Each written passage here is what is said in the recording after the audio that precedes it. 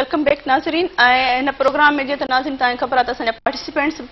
हिसो वठंदा आहिनि, उन्हनि वटि कमेंट्स आहिनि, सवाल आहिनि ऐं इलाही नौजवान भाइर ऐं भेनरूं अॼु असां वटि मौजूदु आहिनि। मां चाहींदसि घणे खां घणा असांजा साथी इन में बहस में शामिल थियनि। तंहिंजे करे सभ खां पहिरीं मुंहिंजी भेण सिंधू वेठी आहे, उनखे मां चवां पई त कुझु ॻाल्हाए। जेके बि माण्हू इशू खणी पंहिंजे घिटिन में वञनि था उन्हनि जो को बि असरु कोन्हे, या उन्हनि जो मसलन हीअं 25,000 लेडी हेल्थ वर्कर्स जेके आहिनि पंहिंजे इशू लाइ वेठी, उन्हनि जो को बि एॾो असरु कोन थियो जीअं हींअर तव्हां चयो। त उनजो सबबु बि इहो आहे जो असां वटि मसइला एतिरा घणा थी विया आहिनि जो जेके बि माण्हू सिंध जे मुख़्तलिफ़ एरियाज़ मां पंहिंजा इशूज़ खणी निकिरनि था, माण्हुनि जो हिकिड़ो तासुर बि ठही वियो आहे त जेको बि कंदासीं कुझु कोन थींदो। मसलन हींअर असांजो हिकिड़ो डॉक्टर्स फोरम YDA तरफ़ां हिकिड़ो इशू हलियो, भई सैलरीज़ वधायो। हाणे सैलरीज़ वधायो, जॾहिं बि असां पंहिंजे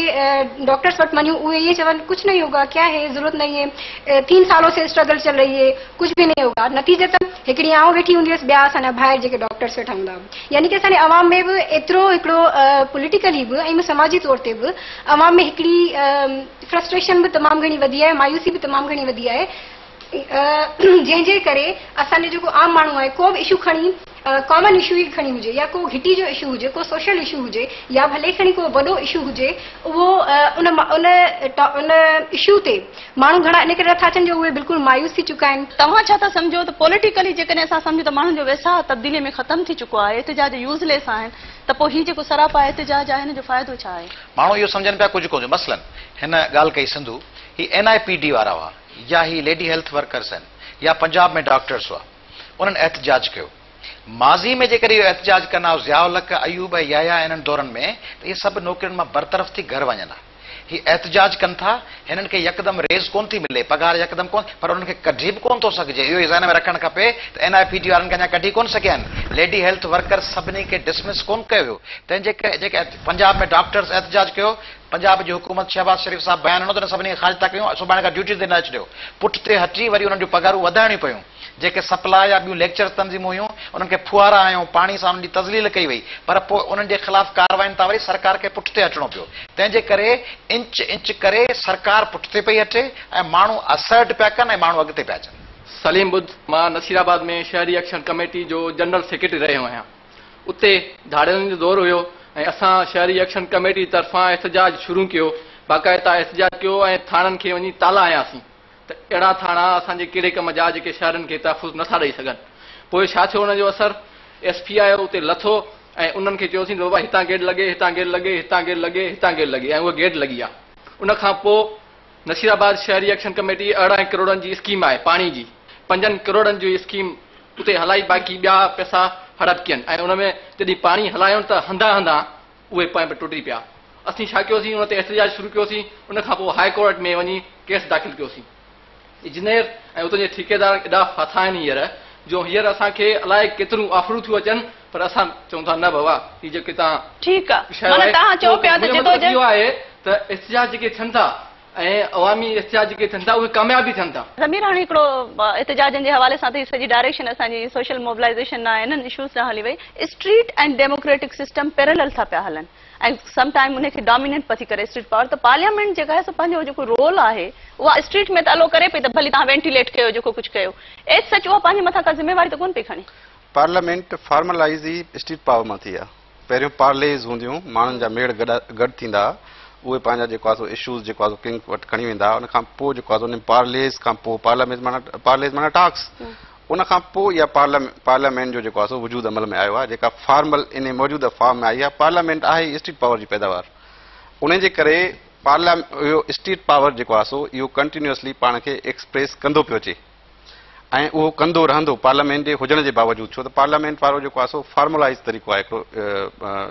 त उहो लॉ ठाहे उन ते अमल थिए, हिकिड़ो फॉर्मलाइज़ तरीक़ो थी वियो। हाणे जिते बि उते गुंजाइश हूंदी, जिते बि माण्हू खे कुझु न मिलंदो हूंदो उन सिस्टम मां, त उते जेको आहे स्ट्रीट पावर पाण खे ज़रूरु एक्सप्रेस कंदो ऐं उहो वैक्यूम आहे। उहा पार्लियामेंट वैक्यूम थी छॾे, उहो इंतिज़ामिया वैक्यूम थी छॾे, उहो जुडिशरी वैक्यूम थी छॾे। उन वैक्यूम में जेको आहे इलाही फोर्सिस जेको आहे तव्हांखे इहो नथो लॻे त इहो इनहेरिटेंट आहे त डेमोक्रेसी सां गॾु तव्हां वटि प्रेशर बि हूंदो स्ट्रीट जो, तॾहिं डेमोक्रेसी फंक्शन कंदी? न, ॾिसो न, हिकिड़ो त आइडियल डेमोक्रेसीज़ आहिनि जिते रूल ऑफ लॉ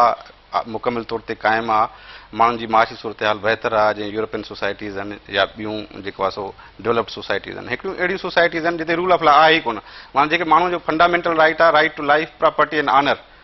उहो महफ़ूज़ ई कोन्हे उते जेको स्ट्रीट पावर पाण खे जेको आहे सो माण्हू पंहिंजी लाइफ खे प्रोटेक्ट करण लाइ जेको आहे मुज़ाहिरो थो कनि माण्हू पंहिंजे प्रॉपर्टी खे प्रोटेक्ट करण जे लाइ मुज़ाहिरो था कनि किथे माण्हुनि जी तज़लील थी थिए उन्हनि जे ऑनर सां जेको आहे खेॾे पियो वञे उते जेको आहे सो माण्हू मुज़ाहिरो था कनि त असां वटि फर्स्ट जनरेशन जा जेके फंडामेंटल राइट्स आहिनि उहे माण्हुनि खे मुयसर कोन्हनि उन जे करे यूरोप में हाणे थर्ड जनरेशन जा राइट्स पिया हलनि ख़ालिद अज़ीज़ ज़मानी ऐं असां खां मुंहिंजो सुवालु आहे त पार्लियामेंट में हेसि ताईं को मुस्बत किरदारु आवाम जे हवाले सां न थी रहियो आहे सिंध में जेके स्ट्रीट पॉलिटिक्स आहे ऐं उन सां गॾु जेका आहे पॉलिटिकल पॉलिटिक्स उहे ॿई बि मुस्बत किरदारु अदा न पियो कनि उन जो सबबु रीज़न कहिड़ो आहे मस्बत किरदारु अदा न पियो कनि इहा स्वीपिंग स्टेटमेंट आहे रिमार्क आहे मुंहिंजे ख़्याल में त दर हक़ीक़त बेचैनी इहा माण्हुनि खे पाण ही पिया फर्ज़ कयूं त दुनिया में जीअं पार्लियामेंट्स आहिनि क़ौमी असेंबलियूं आहिनि सूबाई पंहिंजे कम में लॻियूं आहिनि किन में फबनि थियूं किन में कोन थियूं फबनि हिते ईअं आई कोन्हे तव्हां वज़ीरनि MNAs MPAs मिनिस्टरनि सां कचहरी कंदव कॾहिं निजी उन्हनि जो इहो मौज़ू ई कोन्हे त माण्हुनि जो उहो कमु कजे उन्हनि जो मौज़ू आहे हिन हेतिरा गॾु कया हुन लंडन में जाइ वरिती हुन स्पेन में प्रॉपर्टी वरिती हुन फलाणी जाइ ते रेस्टोरेंट खोलियो आहे दुबई में हाणे भला 6 महीना हलंदासीं वञूं त कोन पिया जे वियासीं हलिया त पोइ हेतिरी मिल्कियत आहे ही शिफ्ट करिणो आहे हुंडी ज़रिए कारोबार में पैसा कीअं वेंदा आहिनि हुननि जो मौज़ू ई कोन्हे माण्हुनि खे डिलीवर करणु अच्छा ॿिए पासे जेका स्ट्रीट पॉलिटिक्स कंदड़ धुरियूं आहिनि उन्हनि में बि इंतिहाई अफ़सोस सां उन्हनि में 70-80 सैकड़ो धुरियूं उहे आहिनि जिन जो टारगेट इहो उन्हनि जा वरी हू वॾा टारगेट कोन्हनि स्पेन ऐं अमेरिका उन्हनि जो आहे फलाणे गुते जी परमिट मिली कान मिली हू जेका हो ऑक्ट्रा जो ठीको हुनजो छा थियो फलाणे जाइ ते स्ट्राटरी हुई उन स्ट्राटरी में मूं 12 सुज़ुकियूं लॻायूं कोन लॻायूं फलाणे प्लाट ते कब्ज़ो कयुमि गुलिस्तान जोहर में हुन धुर खे चई उहो कब्ज़ो वरी फलाणे बिल्डर खे खपायां थो हाणे उन्हनि 80-90 सैकड़ो माण्हुनि जो टारगेट उहो आहे हाणे बाक़ी के 5-10 सैकड़ो अची माण्हू बचा के सिविल सोसाइटी जा के अदीब के शाइर के सियासी कारकुन के अवाम में कमु कंदड़ धुरियूं उहे 5-10 सैकड़ो माण्हू ऐं धुरियूं जेतिरी तेज़ीअ सां वधी सघणु घुर्जनि ओतिरी तेज़ी सां न वधनि पियूं पर वधनि ज़रूरु पियूं ऐं ग्रेजुअली तब्दीली आणींदियूं प्रोफेसर अला बचा उमर सॼी गुफ़्तगू हले पई स्ट्रीट पावर ते ऐं पार्लियामेंट ते त साईं खां डायरेक्ट मां सुवाल इहो थो पुछणु चाहियां त पहिरीं जॾहिं बि हिननि जी